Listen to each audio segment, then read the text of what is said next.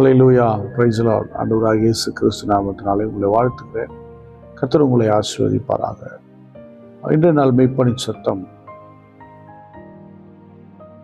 ஒரு மிஷனரி குறித்து பார்க்கலாம்.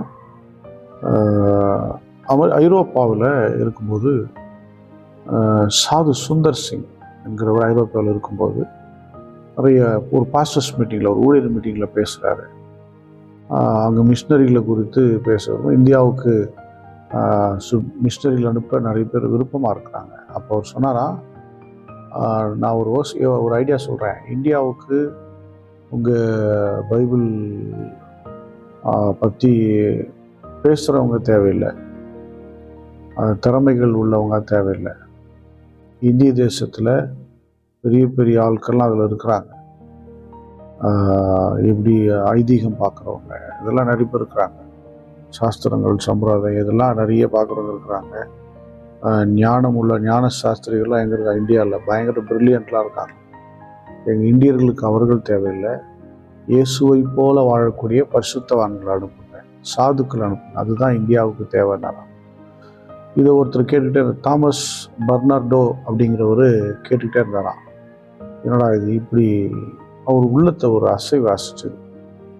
அவர் இந்தியாவுக்கு வர விரும்பலை, ஆனால் அவர் மனசில் அது சொன்ன வார்த்தை, எங்கள் மக்களுக்கு ஞானிகள் சாஸ்திரிகள்லாம் தேவையில்லை, ரொம்ப பெரிய விஷயம் தெரிஞ்சு தேவையில்லை, இயேசுவை போல வாழ்கிறது தான் தேவை அப்படின்னு சொன்ன அந்த வார்த்தை அவர் என்ன பண்ணி போட்டு அசைக்குது. அப்படி இருக்கும்போது ஒரு நாள் 1845 கர்த்தருடைய வார்த்தை கேட்குது. இயேசுவை ஒரு டைப் ஆஃப் மினிஸ்ட்ரிக்கு திருப்புறார். இப்போது 1866 சைனா அது நோக்கி போகிறார், மிஷினரியாக போகிறாரு. அதுக்கு முன்னாடி ஒரு டாக்டருக்கு படிக்க லண்டன் போகிறாரு. லண்டனுக்கு போயிட்டு படிச்சுட்டு முடிச்சுட்டு ஒரு நாள் காலேஜ் போயிட்டு வராரு. போகும்போது பிள்ளைங்க வழியில் அலைஞ்சி ஆதரவற்ற பிள்ளைங்க நிறைய பேர் திரியறத பார்க்குறாரு. பார்த்த உடனே அவருக்கு மனசு ரொம்ப கஷ்டமாயிடுது. என்னடா இவ்வளோ நிறைய அநாத பிள்ளைங்க இருக்கிறத பார்க்குறாரு. அப்போது அந்த பிள்ளைங்களை கூப்பிட்டு சாப்பாடு கொடுக்குறாரு. அந்த பிள்ளைங்க ரொம்ப சந்தோஷமாகுது. அப்படியே இயேசுவின் அன்பை குறித்து சொல்கிறாரு. இப்போ பார்த்தா அந்த லண்டன்லேயே அந்த காலங்களில் அப்படி இருந்திருக்கு பாருங்கள். 1800 அதாவது 19ஆம் நூற்றாண்டு அப்படிப்பட்ட பிரச்சனை இருந்திருக்கு. பிள்ளைகள்லாம் பார்த்தீங்கன்னா அப்போ அவங்களுக்காக ஒரு ஹோம் கட்டுறாரு. ஹோம் கட்டி அவங்களுக்கு படிப்பு, அவங்களுக்கு ஆகாரம், அவங்களுக்கு இயேசுவின் அன்பு இதெல்லாம் சொல்லி கொடுக்க ஆரம்பிச்சு. கிட்டத்தட்ட அப்படியே செஞ்சுட்டே இருக்கிறாரு. 60,000 பிள்ளைங்க, ஒரு பிள்ளைங்க 2 பிள்ளைங்கள 60,000 பிள்ளைகள்லாம் வந்துட்டாங்க. அவங்களுக்கு ஹாஸ்பிட்டலுக்கு கட்டி கொடுக்குறாங்க. அவங்களுக்கு வளர்கிறாங்க பிள்ளைங்க, நாளுக்கு நாள் வளருவாங்கள்ல. அவங்களுக்கு சுய தொழில் செய்வதற்குண்டான ஆப்பர்ச்சுனிட்டிஸ் எல்லாமே ஏற்படுத்தி கொடுக்குறாரு.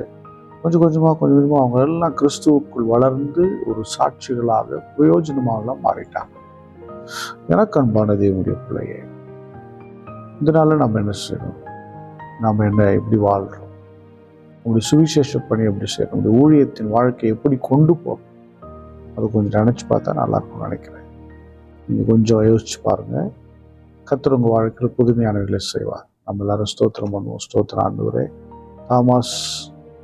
தாமஸ் பர்னார்டோ அவருக்காக ஸ்தோத்திரம் சொல்லி குடும்பத்தார் வம்சத்துக்காக சொல்லி இன்னும் அழகான 60,000 பிள்ளைகளை கர்த்தர் அன்றைக்கு திருப்பி இருக்கிறார். 60,000 பிள்ளைகளுக்கு ஆண்டவரே எல்லா ஒழுங்கும் செய்து கொடுத்து ஸ்தோத்திரமாக பரிசுத்த பிதாவை ஸ்தோத்திரிக்கிறோம். நாங்களும் ஆண்டவர் மக்கள் எதையாயிலும் செய்ய வாழ்கிற இந்த வாழ்க்கையில் எதையாயில் பெரிதாய் செய்ய உமக்கு மகிமை உண்டாக பண்ண கர்த்தர்களுக்கு இருப்பதாக. பலத்த காரியங்களை செய்தவர்கள் எல்லாம் அமைதியாக இருக்கிறார்களே, நாங்களும் பலத்த காரியங்களை செய்ய எங்களுடைய மனதை பக்குவப்படும். பார்க்கிற ஒவ்வொருவரையும் ஆசீர்வதி. இயேசு கிறிஸ்துவின் நாமத்தினால் ஜெபிக்கிறேன் ஜீவனுள்ள நல்ல பிதாவே. ஆமென். God bless you. Bye bye.